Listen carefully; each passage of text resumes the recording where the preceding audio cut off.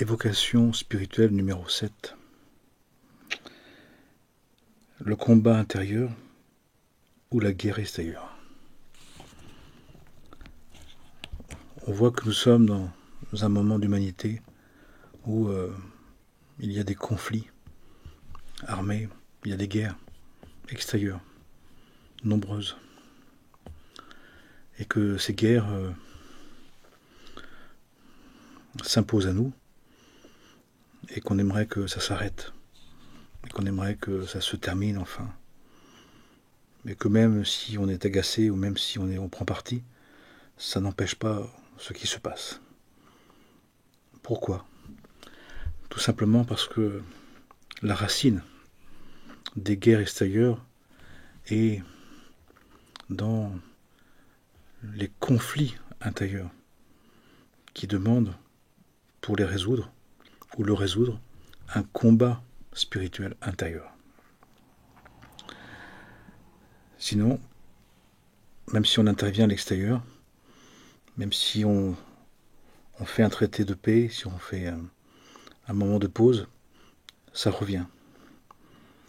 Le souci, nous dit-on, nous laissons entendre, c'est que nous laissons nous entendre, on nous laisse entendre, pardon, que dans cette fin des temps anciens, des temps antiques, on ne peut plus reporter, on ne peut plus dépasser, on ne peut plus déplacer, on ne peut plus mettre en attente. On n'a plus le temps. Et tout le monde court, tout le monde est pressé, tout le monde est empressé, tout le monde est compressé. On est un peu comme des canards sans tête là qui courent dans tous les sens, parce qu'il y a une urgence, il y a un impératif, il y a un passage obligé.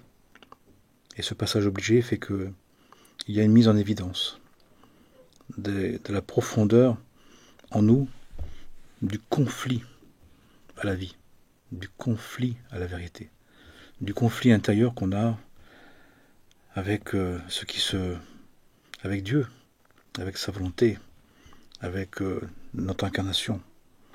Et ce conflit intérieur, on a pensé que en étant à l'extérieur, en aménageant l'extérieur, en pensant à autre chose, eh bien que nous allions les résoudre.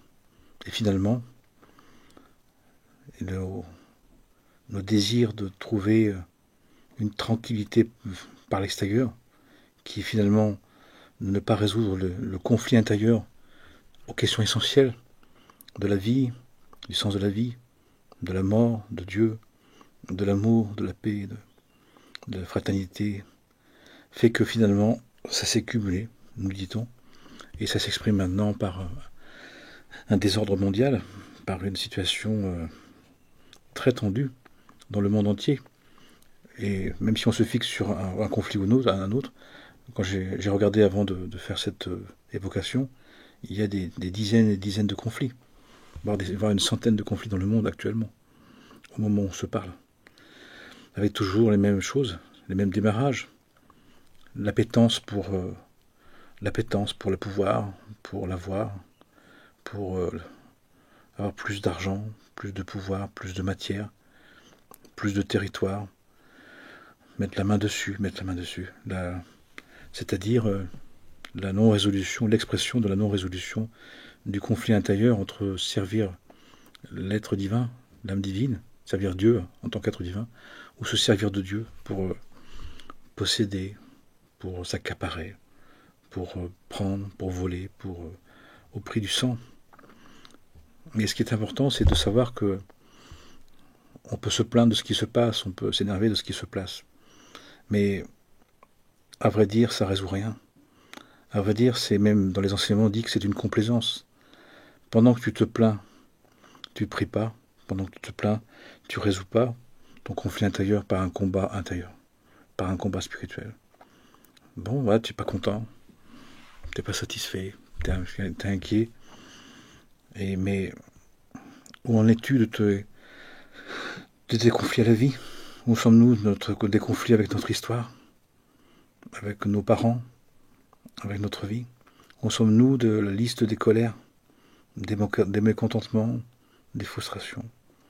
Où sommes-nous de la liste des accusations, des médisances, des attaques, qui fait que finalement on se plaint qu'il y ait des conflits dans le monde, qu'il y a des guerres dans le monde, mais parce que nous ne résolvons pas, nous ne prenons pas vraiment soin de combattre en nous les passions qui nous animent, les pensées qui font un carnage, les paroles destructrices, les jugements catégoriques, jugeant, condamnant, les rébellions lancinantes, les injonctions violentes, agressives. C'est-à-dire finalement l'application de ce que, entre autres dans les évangiles, mais on le trouve dans chaque formule religieuse ou autre et autres, il n'y a rien dans toi qui rentre en toi qui te souille, c'est ce que tu sors de toi qui te souille. Et ces événements-là, tellement importants, nécessaires, nous dit-on, en tout cas, qu'on doit traverser pour des raisons qui dépassent l'entendement, pour des raisons divines. Les comptes de Dieu ne sont pas nos comptes. La volonté divine, elle sait parfaitement pourquoi, comment. Mais la volonté divine, elle gère aussi l'humanité, elle gère aussi les nations. Et donc il y a toute une géopolitique spirituelle qui est à considérer dans un point de vue divin, de Dieu, qui ne nous appartient pas et qu'on n'a pas grand-chose à faire et qu'on n'a pas de pouvoir d'influence par rapport à ça. Et donc il y a, on dit comme un jugement, il y a comme une évaluation, il y a comme un solde, il y a comme un bilan qui se fait, à la fois pour nous, individus, mais aussi pour chaque personne, mais surtout aussi pour les nations.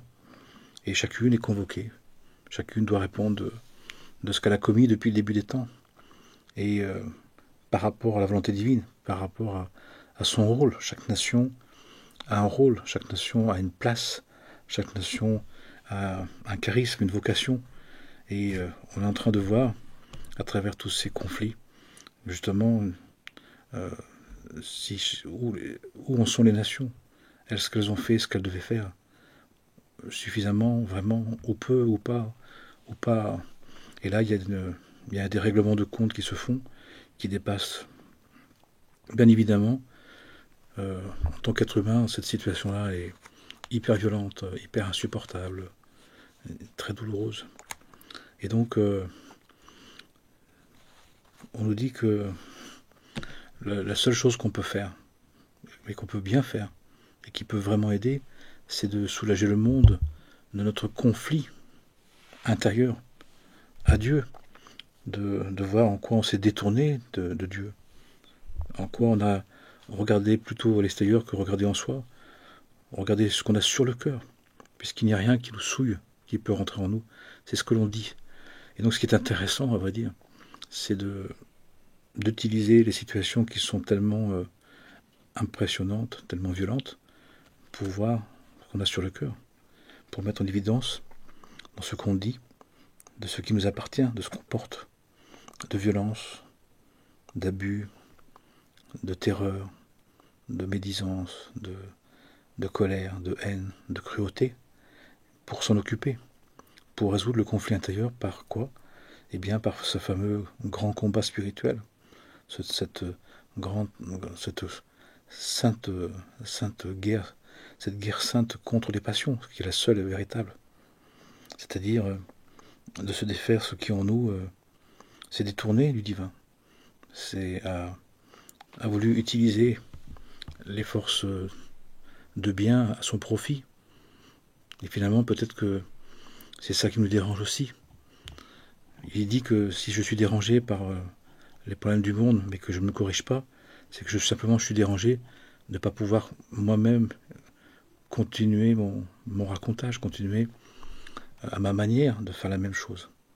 Mais si on est vraiment dérangé, si on est vraiment bouleversé, si on est vraiment catastrophé de ce qui se passe, ça ne peut et ça doit nous encourager concrètement, réellement, à assumer ce conflit intérieur, à la vérité, à la vie, à Dieu, et donc d'en faire un grand combat spirituel contre ce qui en nous s'oppose à l'amour du prochain, au respect de la vie, qui veut plutôt prendre que donner, qui veut s'accaparer au lieu de partager, qui veut détruire au lieu de construire, qui veut injoncter au lieu de coopérer,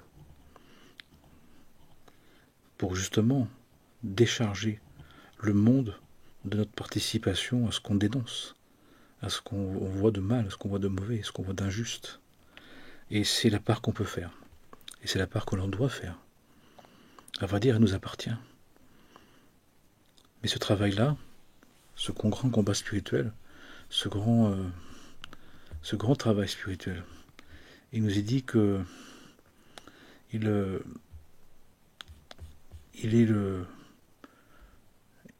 d'une implication quotidienne. Il est ce combat intérieur contre les passions, contre les vices. C'est un combat contre les forces de chaos, les forces de destruction, les forces de dévoiement que l'on porte et qu'on a à se défaire, mais en les reconduisant pour servir le bien, pour servir la communauté, pour servir la vie. Si je fais la paix, si je pardonne, si je remercie, si je me réconcilie, en acceptant ce qui se passe, en ayant confiance en Dieu et en demandant l'intervention du divin, que ce soit sa volonté qui s'applique et qui calme le jeu, qui arrête, c'est dire qu'on souhaite vraiment que cette intervention soit à partir de notre prise de conscience, de notre dévoiement, de notre participation à ce qu'on dénonce. C'est quand même juste, c'est quand même de faire justice et d'être dans la justesse que de dire que ce que je dénonce, je n'y participe plus. Imaginez quelqu'un qui nous fait la leçon de ne pas fumer ou de ne pas boire et qu'on le voit fumer et boire. On va le prendre pour un mariole, pour un rigolo. Et bien c'est un peu ce qu'on fait spirituellement parlant. On dénonce, on s'agace, on juge, on condamne, mais alors qu'on participe, alors que la première chose c'est quand quelque chose pour nous d'injuste, à juste titre, se passe, on doit écouter ce qui se dit en nous pour voir ce que nous avons à corriger en nous, ce que nous avons à changer, à modifier, à replacer.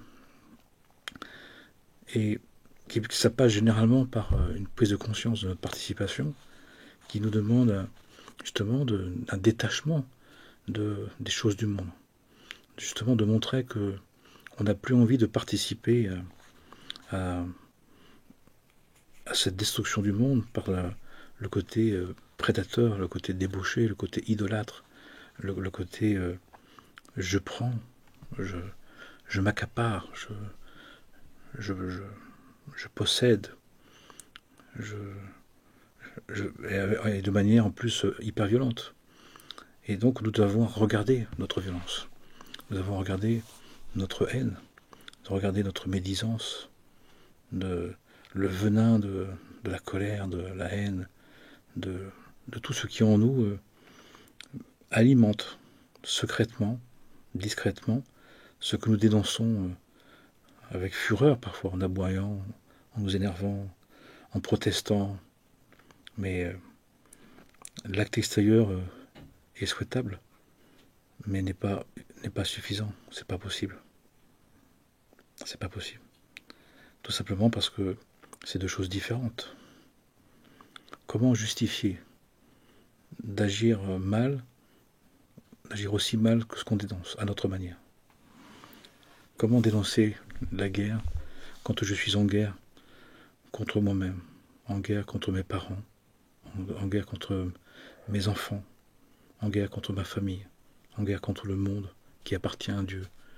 Comment un croyant qui, normalement, croit en Dieu, qu'il y a un créateur et qui est le maître de la vie, peut juger la création de Dieu?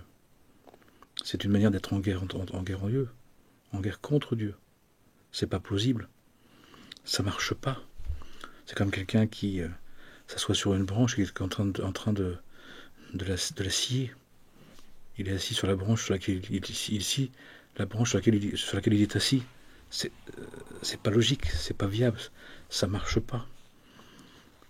Comment demander ce que la paix règne dans le monde si on ne fait pas la paix avec soi-même, son histoire, avec son corps, avec sa vie, avec son histoire, avec ce qui se passe, avec les autres.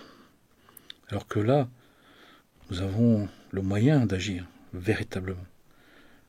Nous avons le moyen d'agir dans la racine de l'être. En apparence, ça peut pendant un certain temps ne rien faire, c'est vrai, en apparence. Mais parce que c'est à la racine. Mais si on cherche une résolution définitive, profonde, sérieuse, entière, on travaille à la racine de l'être, pas à la surface. Si on travaille à la surface, on travaille pour une saison, on travaille pour une récolte. Ça marchera peut-être, mais ça reviendra, et ça ne suffira pas. Et donc on nous dit que ce grand combat spirituel, c'est le fait d'entretenir dans notre conscience une conscience divine, des valeurs divines, une pensée divine. On nous dit qu'on a en moyenne 6200 pensées par jour. On aurait en moyenne 6200 pensées par jour. Regardons, faisons le constat. Combien de pensées, sur ces 6200 pensées, passons-nous à cogiter négativement, agressivement, médiseusement? Je ne sais pas si ça existe, je pense pas.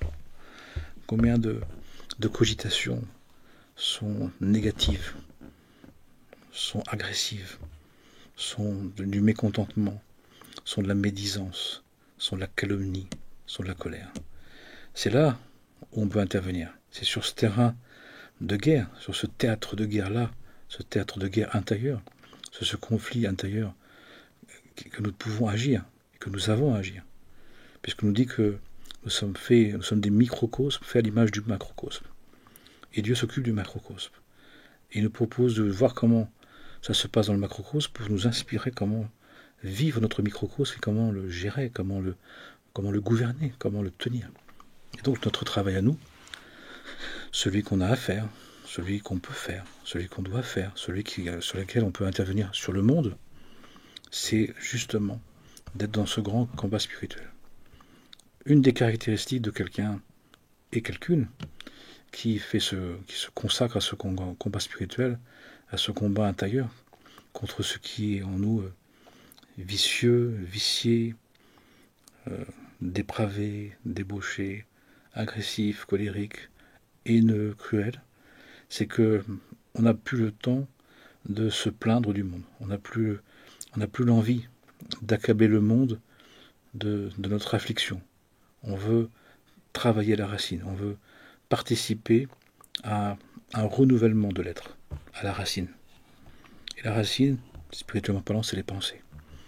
C'est que on choisit de penser, la qualité de nos pensées, la direction de nos pensées. On ne va pas laisser traîner des cogitations sur tout et sur rien. On ne va pas alimenter des idées de frustration, de manquement, de victimite, parce qu'on va s'attacher. On va s'attacher au fait que Dieu est la volonté suprême. Ça nous dépasse. Ça nous déplaît. On n'y comprend pas grand-chose. Ça nous stupéfait. Ça peut nous violenter. Mais on ne va pas s'autoriser pour autant, on ne va plus s'autoriser pour autant à entretenir dans nos pensées comme une subversion, comme une adversion, comme une rébellion à ce qui se passe. Seigneur, ça me fait la peine. Seigneur, je ne comprends pas, mais c'est toi qui sais. C'est-à-dire, on va accepter que les choses qui sont comme elles sont. 1. 2. On va faire confiance à Dieu.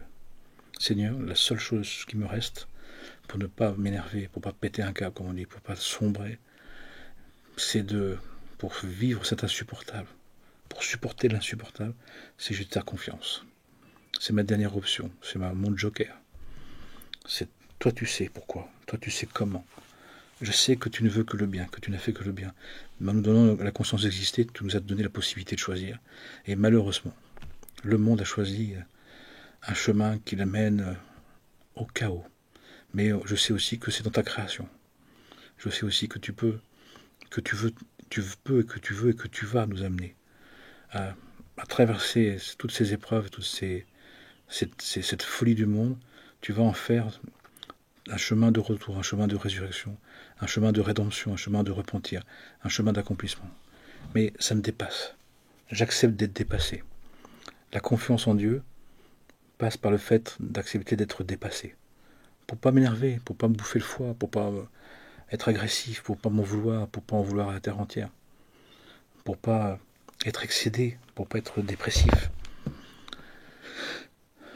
Deuxième chose, donc la confiance, l'acceptation de ce qui est de raison d'être. Premier, acceptation, ce qui est a une raison d'être.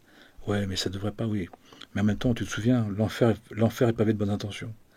Donc peut-être que ce qui nous enferme, nous afflige, c'est toutes les bonnes intentions qui n'étaient pas ajustées aux lois divines, aux principes du divin. Et ça existe.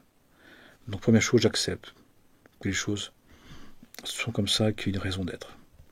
Alors que je ne comprends pas que ça m'afflige. Deuxième chose, je remets ma confiance en Dieu. Seigneur, je te fais confiance. Toi, je sais que toi, tu vas en faire un bien absolu.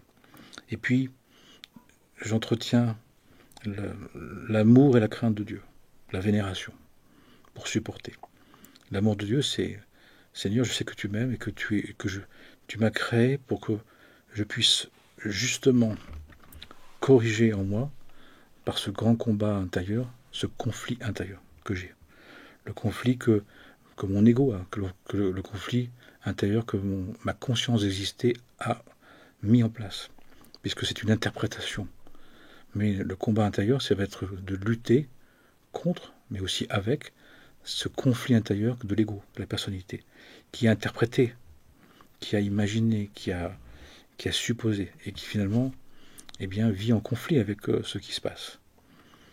Parce que là, quand même, la grande caractéristique des saints hommes et saintes femmes, qui sont dans le même monde que nous, pas dans un autre, c'est qu'ils prient. Ils prient Dieu.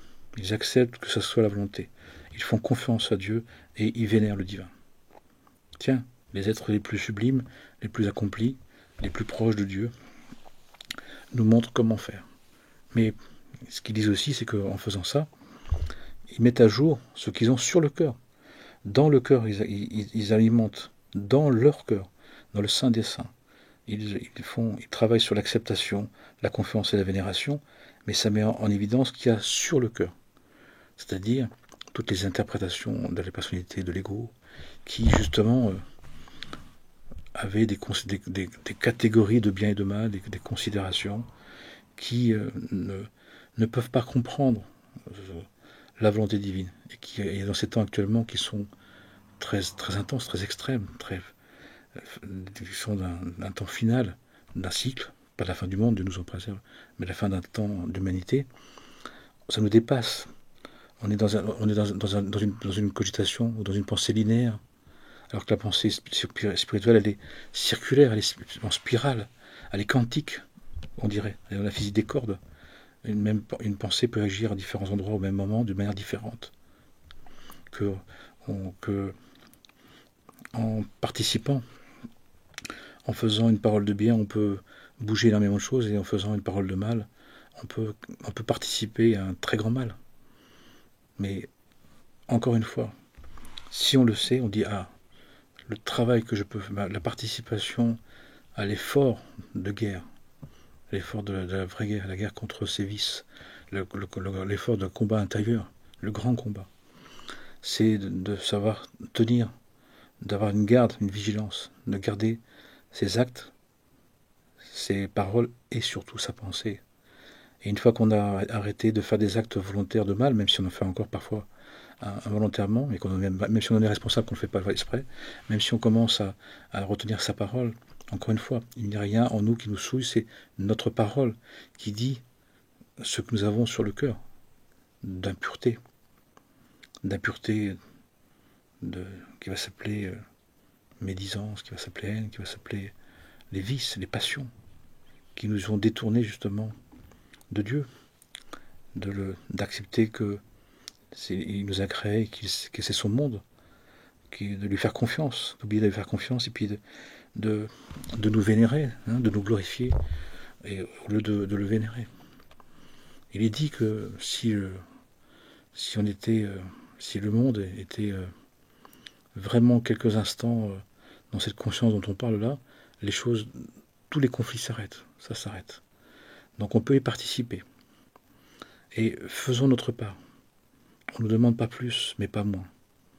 On ne nous demande pas d'être Dieu à la place de Dieu, c'est impossible. Tous ceux qui l'ont voulu ont mal tourné. Mais c'est de rendre à Dieu ce qui est à Dieu et de s'occuper de notre part. Le combat intérieur contre notre participation à ce qu'on aime dénoncer, à ce qu'on dénonce avec grande virulence. Mais oui, mais tu y participes. Comment tu veux que je prenne ça au sérieux? Comment le divin dit, mais comment tu veux que tu veux m'aider? Dieu dit, tu veux m'aider? Tu veux participer? Arrête d'être en guerre contre toi, contre le monde, contre la vie, contre le sens de la vie, contre l'expérience de vivre, accepte ta vie, apprécie ta vie, fais confiance en la vie, vénère la vie. C'est ça que ça veut dire. Pour éviter d'être dans des histoires, dans des palabres. Combien de gens sont en guerre contre eux-mêmes, sont en conflit d'héritage, des conflits d'idées, des conflits d'idéaux, comme s'il n'y avait pas assez de place pour chacun, comme si chacun n'avait pas la possibilité d'avoir son point de vue personnel, le sien. Combien de personnes sont injonctives, sont cruelles, sont médisantes, la médisance ordinaire, la méchanceté ordinaire, la colère ordinaire, la frustration ordinaire, le mécontentement ordinaire.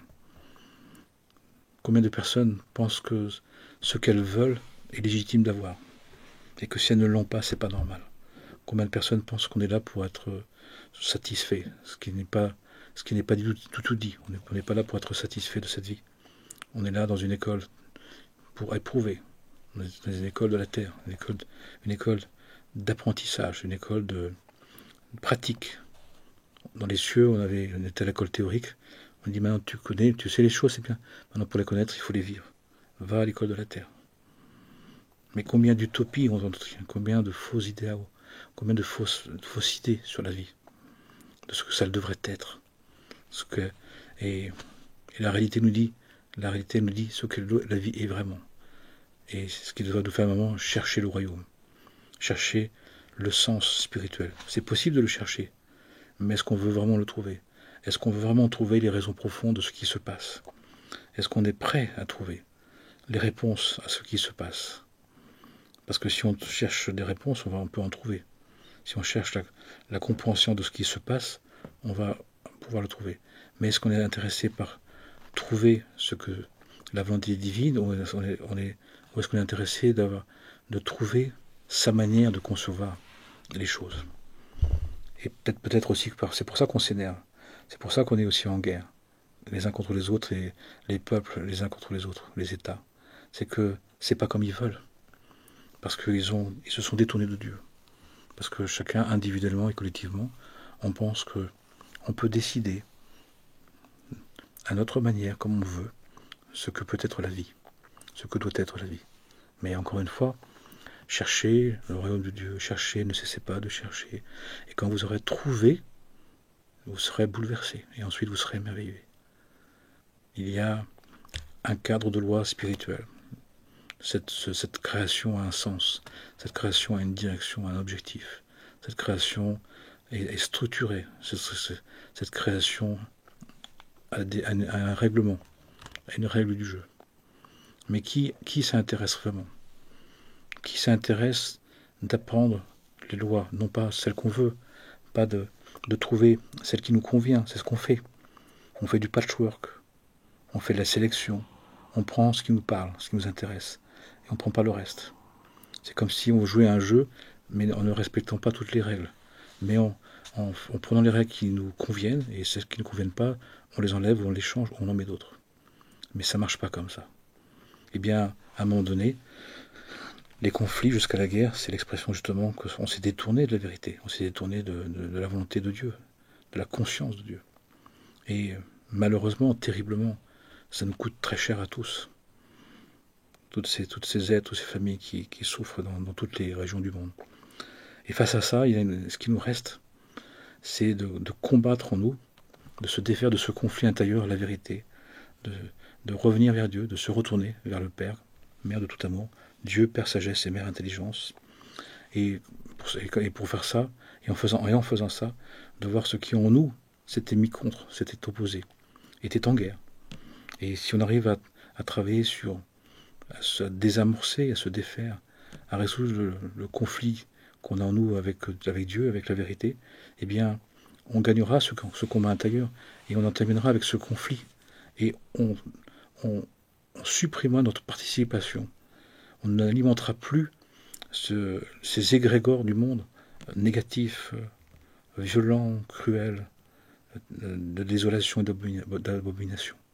Tout simplement parce qu'on n'aura plus envie, parce qu'on alimentera les égrégores, les pensées divines, les paroles divines et les actes divins. Et ça appartient à chacun et à chacune. Et là, on voit bien qu'on arrive dans des temps où la tiédeur que Dieu vomit, le laisser aller, les racontages et les petits arrangements, ça ne suffit plus. On doit s'y investir vraiment. On doit s'y mettre vraiment. On ne peut pas sévir 2 mètres en même temps. On ne peut pas tirer 2 arcs en même temps. On ne peut pas monter 2 chevaux en même temps. On ne peut pas servir Dieu et le monde. On ne peut pas servir la guerre et la paix. Mais si on veut servir la paix, faire la paix, c'est pas être tranquille. C'est loin d'être tranquille, de faire la paix. C'est le grand combat spirituel. Contre ceux qui en nous devaient être tranquilles, justement. Le plus grand conflit qu'on a actuellement, le plus grand combat qu'on a, c'est contre cette paresse en nous. La paresse qui vient de « je veux être tranquille ». Je veux faire ce que je veux. Je veux me faire plaisir. Je veux profiter de la vie. C'est-à-dire, je ne veux pas voir. Mais là, ce qui se passe, c'est que comme ça devient général, ça généralise, on est ennuyé. Et combien de personnes sont gênées de la guerre, tout simplement parce que ça les empêche d'être tranquilles et de faire ce qu'ils veulent. Mais ils sont toujours aussi détournés de Dieu. Ils sont toujours en guerre contre Dieu, contre la vérité, contre le vrai sens de la vie. C'est pour ça que maintenant, puisque ça ne peut plus se reporter, puisque ça se cumule et que ça se termine, qu'il y a un bilan, et c'est pour ça que c'est aussi démonstratif. Et qui fait qu'on est poussé à choisir, à vraiment s'y mettre. Et je vois des êtres qui s'y mettent vraiment, à tous les âges. Et c'est une merveille de merveilles, de tous ces êtres qui, à tout âge, se remettent en question et s'investissent profondément, réellement, quotidiennement, dans une réforme d'eux-mêmes, dans le grand combat intérieur contre ce conflit qu'ils avaient, qu'ils ont arrêté de projeter vers l'extérieur. Ils ont fait ce passage-là, ils ont fait le fait d'accuser, d'être victime et d'être, bien évidemment, mais ils ont compris que tout en étant victimes, ils ont une participation aussi. Et ils veulent travailler à la racine, c'est la racine de leur participation. Et ils le font. Et je peux en témoigner des êtres de tous les âges et qui s'investissent. Et même des êtres qui sont très âgés, qui continuent et qui sont des références, qui sont des phares. C'est magnifique d'avoir ces êtres-là qui nous montrent qu'à tout âge on peut y aller. L'âge n'est pas forcément une sclérose, une espèce de fixation, mais d'un élan de vie, avec un investissement incroyable. Ils n'ont plus rien à perdre, ils ont tout à gagner. Et ils y vont. Et ça, c'est une grande espérance, il faut le savoir. Et on le voit dans énormément de situations. Ces temps où les 10 forces de l'âme sont frappées, où le monde vit les 10 plaies d'Égypte, où le monde doit révéler, doit prendre conscience dans les 10 forces de l'âme de son ego, de sa toute-puissance, qui fait qu'il se détourne de la vie, qui n'accepte plus la vie que Dieu a créée, qui ne fait plus confiance en le maître de la vie, qui ne vénère plus justement le Seigneur de la vie.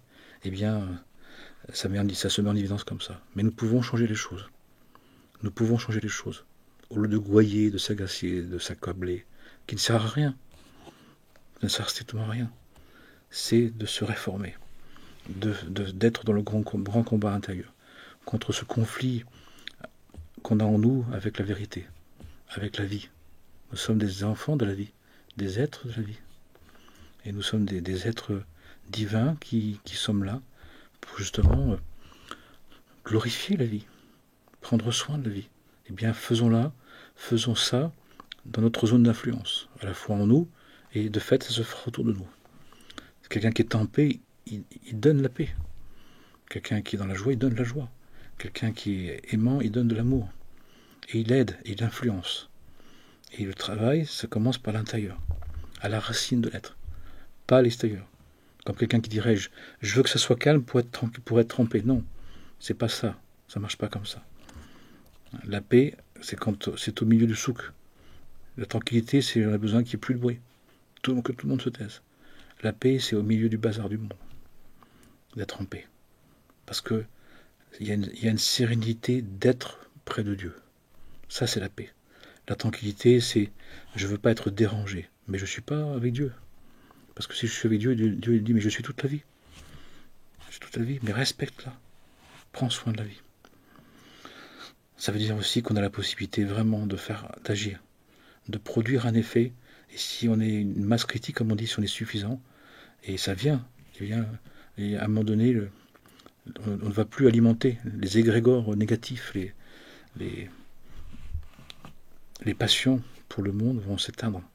Et il y aura un retournement, il y aura un mouvement de résurrection, un mouvement de réforme, de métamorphose qui va se produire. C'est en train de se produire. Il y a les deux aspects. L'idée, c'est d'alimenter au maximum la paix, hein, pour s'apaiser. Trouver la paix en nous par le dialogue ininterrompu avec Dieu, qui fait qu'on va désamorcer justement toutes ces prédations auxquelles on a participé, toutes ces folies du monde qui ne peuvent pas se satisfaire. Parce que quelqu'un qui vit de la matière, quelqu'un qui vit selon le monde, il ne peut pas être satisfait, puisqu'il n'a que le monde. Donc, quelle que soit la quantité, il n'a pas, quelle que soit l'importance, il n'en a jamais assez. Quand on regarde les conflits, c'est complètement idiot ce qui se passe. Quand on regarde factuellement, c'est comme des enfants dans une cour d'école. On se bat pour plus, pour autres, alors que même déjà ce qu'ils ont, ils n'arrivent pas à bien s'en servir. Et ça, c'est typiquement cette part de nous qui vit selon le monde, qui vit la matière sans être la matière comme étant que de la matière, pas la matière comme étant le corps de Dieu, une matière qui n'est pas consciente de la présence du divin. Et donc celle-là, elle est insuffisante tout le temps. Mais si on retrouve la conscience de la présence de Dieu dans la matière, dans l'âme et dans la matière, on en a besoin de très peu pour vivre pleinement, puisque un endroit, une part de Dieu est tout Dieu. On n'a pas besoin de beaucoup, on a besoin de vivre dans la conscience de sa présence. La conscience de sa présence éternelle, parfaite, entière, absolue, nécessaire,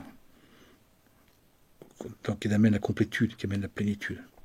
Et là, on peut vivre très simplement, et chacun, après, peut avoir sa part. On n'a pas envie d'avoir plus, on a envie d'avoir même moins. On a envie juste d'avoir ce qu'il faut. On a envie de partager surtout la bonne nouvelle, concrètement. Là, puissions-nous donc envisager ce magnifique projet du grand combat spirituel et qui justement veut désamorcer ce conflit intérieur qu'on a avec la vérité, avec Dieu. Hein, comme le fils prodigue, à chaque fois qui a pris son héritage et qui dit « je fais ce que je veux ». D'accord, mais à un moment donné, on peut dire « ça suffit ». J'arrête d'agir comme ça parce que je participe au malheur du monde. Ben justement, au lieu de critiquer ce malheur du monde, et si je critique, c'est pour... Au moment, c'est bon, je l'ai critiqué, c'est bon, je ne suis pas d'accord, donc vraiment, je vais enlever ma participation. Je décide de ne plus participer au conflit. Et donc là, on a du taf. Parce que si on fait la liste des conflits avec les parents, avec l'hérédité, avec son histoire, avec la vie, avec Dieu, la liste des colères, les listes des médisances, la liste des calomnies, la liste des attaques verbales, mentales, la liste des pensées qui créent des carnages, des paroles destructrices, les jugements hâtifs, les injonctions passagères, on a du taf, on a du travail, on a du boulot.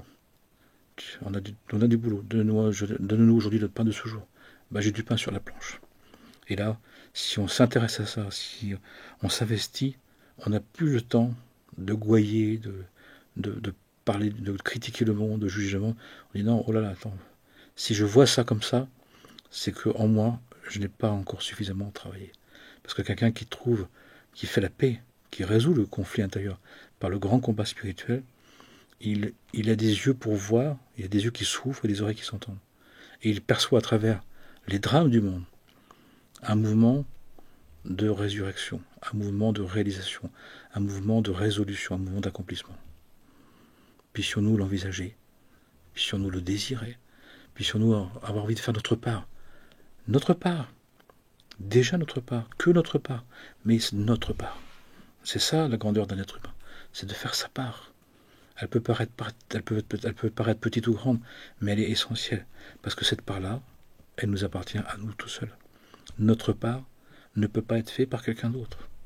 Donc arrêtons de vouloir faire la part des autres, qu'on ne peut pas faire, et commençons et recommençons à faire la part qu'on peut faire, celle qui nous appartient, pour justement participer à être le sel de la terre, la lumière du monde, de créer justement un élan de résurrection, un élément de ressuscitation, du désir de Dieu, qui fait que vont se révéler en nous et dans les êtres qui nous entourent qu'il nous faut très peu de possession, de jouissance, de puissance, de pouvoir, de savoir d'avoir, pour être vraiment. Et à ce moment-là, de fait, on sera plus dans la prédation, on sera plus dans le délire de toujours posséder plus, mais au point de prendre les territoires des autres, de prendre la vie des autres, de prendre les enfants des autres, les femmes des autres, on n'aura plus besoin, la matière des autres.